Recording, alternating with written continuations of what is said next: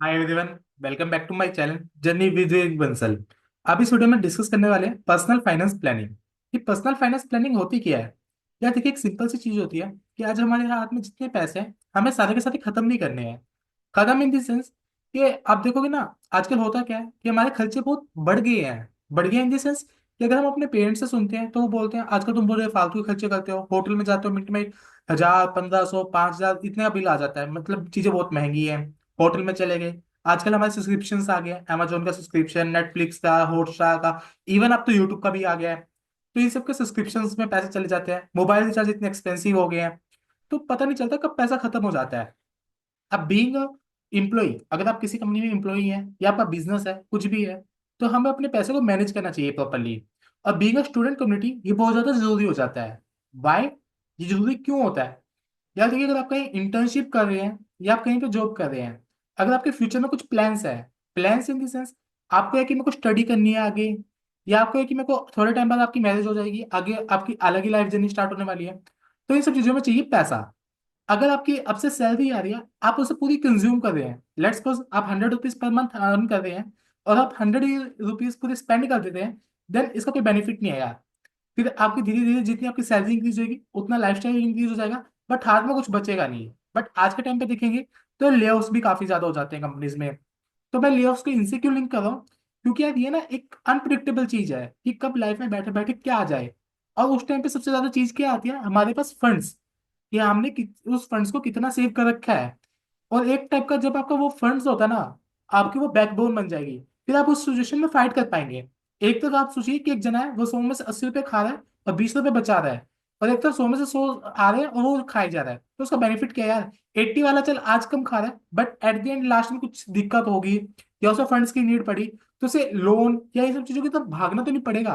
भागना in sense क्या, देखिए सेविंग बेशक क्या अब तक कम हुई हो, लोन की जरूरत पड़ सकती है, बट ऐसा तो नहीं है कि वो 100% लोन पे ही डिपेंड है। तो इस करके तो आपको इसमें दो टाइप का हो सकता है। आपको आने वाले टाइम में पता है, जैसे मैं अभी सीआरटी की शिफ्ट कर रहा हूँ, तो मेरे को पता है कि भाई यार 3 4 महीने बाद मेरा सिलेबस पर कंप्लीट हो जाता है, क्लासेस ही होती है, और एक क्लासेस का मिनिमम मेरा 10,000 रुपीज तो है ही। तो आप मेरे को पता भी 10,000 रुपये चाहिए, तो जितने मेरा स्टाइपेंड आता है मैं उसमें से कुछ ना कुछ पैसे अलग निकाल लेता हूँ, तो ये मेरी शॉर्ट टर्म रिक्वायरमेंट है। लॉन्ग टर्म रिक्वायरमेंट क्या होती है कि आपको पता है भाई मेरे को 10 साल बाद या 5 साल बाद मेरे को ये करना है। लेट्स सपोज जैसे मेरे अंदर मन में आता है कि मेरे को 2 साल बाद जब मेरी ट्रेनिंग कंप्लीट हो जाएगी, पोस्ट क्वालिफिकेशन मेरे को बाइक चाहिए, तो मैं उसके लिए भी फंड्स एक्यूमुलेट कर रहा हूँ कि मेरे को घर वालों से ना मांगना पड़े। इतने भी अर्न नहीं कर रहा कि पूरे पूरे मैं सेल्फ फाइनेंस कर दूं, बट ऐसा है कि मैं बिल्कुल भी घर वालों के ऊपर डिपेंड नहीं होना चाहता। तो सेम थिंग एप्लीकेबल हो लूँ कि अगर आप इन चीजों को धीरे ध्यान से सोचेंगे ना, आपको बहुत बातें समझ में आएगी और आपको खुद फर्क लगेगा। तो तभी चलिए अब चलते हैं कि आपके इसमें मेन चीज क्या होती है ना। देखिए, आपका ना डेट आता है, जैसे आपने बैंक है, बैंक में अच्छी सेविंग्स कर रखी होगी तो आपको उसके स्कोर वगैरह मिलेंगे। बट अब एक मेन इश्यू पता क्या आता है कि आजकल ना स्टॉक मार्केट का बड़ा क्रेज है। अगर आप कहीं भी न्यूज सुनेंगे कि पोस्ट कोविड या ड्यूरिंग कोविड के बाद से ना स्टॉक मार्केट में इन्वेस्टमेंट बहुत बढ़ गया है। और जब स्टॉक मार्केट में इन्वेस्टमेंट, देखो पहले क्या था कि लोग बैंक में डिपॉजिट करवाते थे, प्री कोविड, कोविड से पहले जब बैंक में डिपॉजिट करवाते थे, बैंक की एक दो बैंक है कि उसमें इंटरेस्ट रेट ना बड़ा नॉमिनल सा मिलता है, कि मतलब काफी कम बोल सकते हैं आप एक टाइप का। और इन्फ्लेशन और इंटरेस्ट हमारा साथ के साथ चलता है। आपका 100 रुपये कमा रहे हैं, 7 रुपए की आपकी हर साल की इन्फ्लेशन 7% की, और आपका बैंक में ना अप्रोक्स 7% का इंटरेस्ट दे रहा है, तो हमें वो ज्यादा नहीं लगता। हमें लगता है कि यार ये कम दे रहा है। तो जब से कोविड आया तो यूट्यूब के कारण काफी अवेयरनेस स्प्रेड हुई है। तो अब कुछ जने क्या करते हैं, क्या वो स्टॉक मार्केट में पैसा ज्यादा डालने लगे हैं। अब स्टॉक मार्केट में डालना बुरी बात नहीं है, बट होता क्या है, अगर आप सुनते भी आए हैं कि एक बड़ी मछली होती है वो खा जाती है। आपको दिखता है एक ट्रेंड कि यदि स्टॉक मार्केट का प्राइस बढ़ रहा है, ये आगे जाएगा, ये 52 वीक हाई प्राइस है, मैं इसको ले लेता हूँ, ये ले लेता हूँ, वो ले लेता हूँ। मतलब अगर मैं बोलूँ 100 में से 90% ऐसे हैं जो विदाउट प्रोडिक्शन, मतलब तुक्के से शेयर ले लेते हैं, और फिर एट द एंड वो लॉस कर देते हैं। फिर वही किसी का लॉस किसी का प्रॉफिट बन जाता है। तो वही चीज होती है, सेम वर्क करती है। तो इक्विटी मार्केट के अपने प्रोज एंड कॉन्स है। फिर उसके अंदर आती है आपकी एक चीज, आपने सुना होगा म्यूचुअल फंड। म्यूचुअल फंड क्या है, बहुत बड़े कॉन्सेप्ट हैं, बट अगर मैं आपको इन शॉर्ट बोलूं, अब जैसे मैंने बोला कि भाई एक शेयर मार्केट की प्राइस है, अब मैं आऊं, मेरे को शेयर मार्केट की इतनी इन डेप्थ नॉलेज नहीं है, तो अब मैं क्या करूंगा, भाई मेरे पास पैसा है, मेरा मन है मार्केट में लगाने का, बट मेरे पास वहां पर नॉलेज नहीं है। अब इन बिटवीन क्या आते हैं कुछ brokers. Brokers in the sense कुछ कंपनीज है, वो क्या करती हैं, हमसे, जैसे आपको लगाना मार्केट में 100 रुपया, वो आपसे 100 रुपीज ले लेगी, फिर वो आपके बिहाफ पे डिफरेंट कंपनीज में इन्वेस्ट करेगी। अब उनके पास होता है पोर्टफोलियो ऑफ कंपनीज, सिर्फ एक कंपनी में नहीं करते हैं, क्योंकि एक कंपनी कभी अच्छा भी दे सकती है और कभी बुरा भी जा सकता है, अगर उनका रिजल्ट बुरा रहा या कभी कुछ मार्केट में नेगेटिव न्यूज आ गई। तो अब अच्छा बुरा वो दोनों डिपेंड करते हैं सब चीजों पे। तो अब इसमें क्या होता है, वो म्यूचुअल फंड में जब डिफरेंट पोर्टफोलियोज ऑफ कंपनीज होते हैं ना, अलग अलग, अगर देखेंगे ना, जब म्यूचुअल फंड होता है वो डिफरेंटली सेक्टर्स के अकॉर्डिंग चलता है। और उनका जैसे आप डिफरेंट कंपनीज के म्यूचुअल फंड्स होते हैं ना, तो कंपनीज में ना आपको ये मिलेगा कि 90%, जैसे मैंने खुद के म्यूचुअल फंड्स ले रखे दो कंपनीज के, तो एक में 90% कंस्ट्रक्शन सेक्टर के हैं, तो वो उनका मेन फोकस एक पे रहता है, बट वो डाइवर्सिफाई करने के लिए अलग सेगमेंट में भी डाल देते हैं। अब ये तो है नहीं कंस्ट्रक्शन की सारी कंपनी एक टाइम पे पिट जाएगी, कोई कंपनी हाई है कोई लो है, वो एवरेज कर देती है बैलेंस, और आपको उसमें अच्छी खासी रिटर्न्स मिल जाती है। तो यहाँ पे आता है म्यूचुअल फंड का रोल। बट इसके अलावा हमारे पास और भी वैरायटी ऑफ ऑप्शंस है, जैसे आपसे होता है, जैसे सैलरीड एम्प्लॉयज होते हैं, उनका पीएफ डिडक्ट हो जाता है। पीएफ क्या होता है, प्रोविडेंट फंड, ये गवर्नमेंट की उसमें जाता है डिपॉजिटरी में, और वहां पे इन्हें अच्छा रिटर्न्स मिल जाता है। बट इनकी एक लिमिटेशन होती है कि ये नहीं है कि आज मेरा कट गया और मैं तुरंत उसको विड्रॉ कर सकता हूँ। अगर आप तुरंत विड्रॉ करेंगे उसके ऊपर कुछ कंडीशन है, और उसके ऊपर टैक्सेशन आ जाता है। और इसको भी जनरली रिकमेंड किया जाता है जब आप रिटायरमेंट हो तभी इसको विड्रॉ करें, या क्योंकि मेन ये बनाया ही तभी जाता है कि देखो, एक बिजनेसमैन है उसके पास फंड्स होते हैं, बट एक सैलरी पर्सन जब तक भाई ऑन दी रोल है, कंपनी पे है, जब तक तो उसके पास पैसा आ रहा है। बट कंपनी में कभी कंपनी से निकाल दिया, कभी उसका रिटायरमेंट हो गया, फिर उसके बाद उसके पैसा कहाँ से आएगा? तो तभी गवर्नमेंट इन्हें प्रमोट करती है इसे, तो तभी कंपनीज को इन्हें डिडक्ट कर देते हैं। सेकंड ऑप्शन आता है एफडी, और ये रिटर्न्स वाला जो मिलता है आरडी, बैंक में होते हैं रेकरिंग डिपॉजिट। रेकरिंग डिपॉजिट क्या होता है? ये ना काइंड ऑफ होता है, जैसे मैंने अब, देखो अब मैं रियलिटी केस बताऊँ क्या हुआ। अभी आपको पता होगा दिसंबर 24 में मार्केट बड़ी लो चली गई थी। अब मेरे पे यार, मैंने अभी कंपनी ज्वाइन किया, उसमें स्टाइपेंड आ रहा था अच्छा खासा अमाउंट का, और 20,000 रुपीज आ रहे हैं मेरे पे मंथली। अब मैंने हुआ क्या था कि मैंने दो ऑन कर दी थी म्यूचुअल फंड वाली, एसआईपी, सिस्टमेटिक इन्वेस्टमेंट प्लान। अब मैंने दो ऑन कर दिया, पहले तो मेरे पास एक था कंस्ट्रक्शन सेक्टर का, जब मैंने स्टार्टिंग में लगाना स्टार्ट किया, तो मेरे जब 3 महीने हुए वो कभी प्रॉफिट में नहीं आई, नेगेटिव में थी।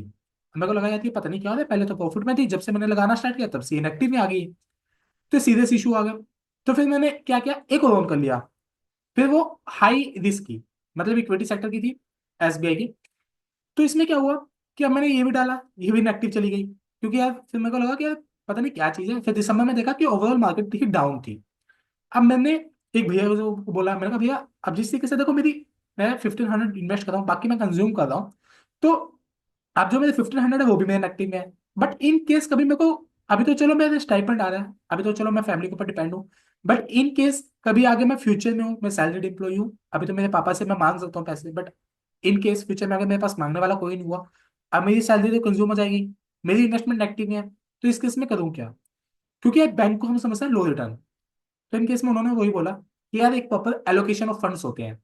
एलोकेशन ऑफ फंड्स क्या होता है कि अब इसमें मेरी एक गलती क्या थी, जितना मैं इन्वेस्ट करना चाह रहा था मैं 100 का 100% स्टॉक मार्केट में डाल दूं, और स्टॉक मार्केट इज अनप्रिडिक्टेबल, पता नहीं कब क्या हो जाए।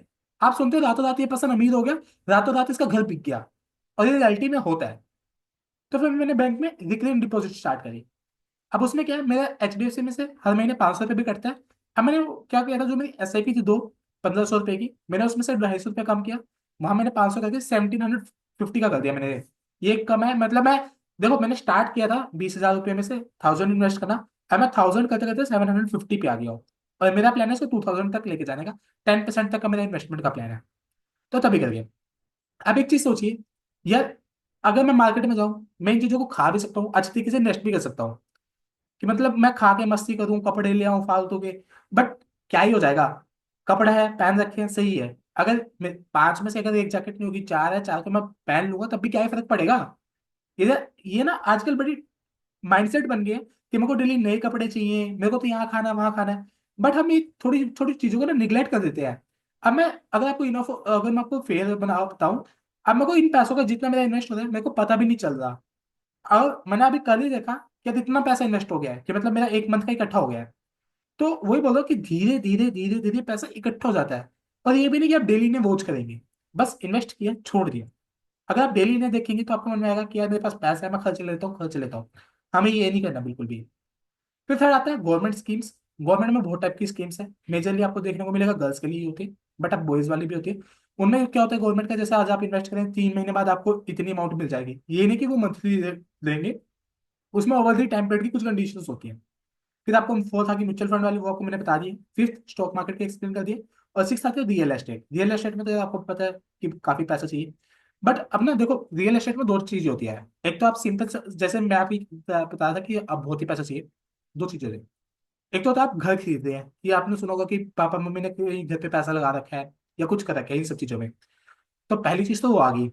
सेकंड थिंग क्या आती है कि अब ना कुछ कंपनीज क्या होता है ना, अभी जैसे हमने कहा म्यूचुअल फंड, तो टाइप ऑफ कुछ कंपनीज होती है सिस्टमेटिक प्लान में। वो क्या करते हैं कि जब कंपनीज को ना कंस्ट्रक्शन करनी होती है, वो उनका पूल ऑफ फंड्स बना लेती है, तो वो आपसे पैसा लेती है, वो आगे उसमें इन्वेस्ट कर देती है। फिर जब उनके अच्छे तरीके से बिक जाते हैं, सब कुछ हो जाता है, तो वहां से रिटर्न आगे आपको दे देती है।